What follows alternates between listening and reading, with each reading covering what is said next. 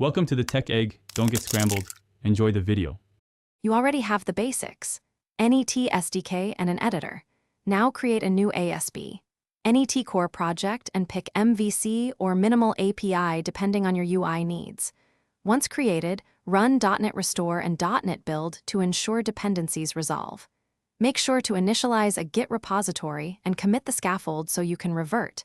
You'll see Program, CS, and Startup-like configuration. Open them and locate middleware and routing. That's where your request pipeline begins. You'll implement endpoints next.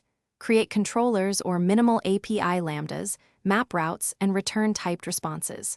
Then wire up data by adding EF Core, creating a DB context, and adding migration files with .NET F migrations add initial. Once done, apply the migration and seed data if needed. Register services in dependency injection and configure middlewares like authentication, authorization, cores, and static files so requests flow correctly. Finally, test endpoints locally with curl or postman to verify shape and status codes. You're ready to publish. Use .NET Publish for a folder deploy, build a Docker image for containers, or push through CI/CD to Azure App Service. Make sure configuration is environment-aware by using app settings.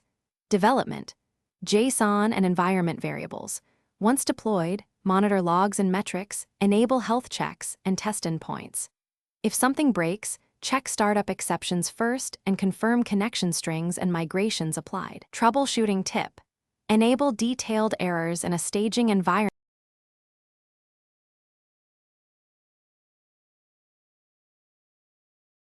Thanks for watching. Consider subscribing if I helped unscramble your problems.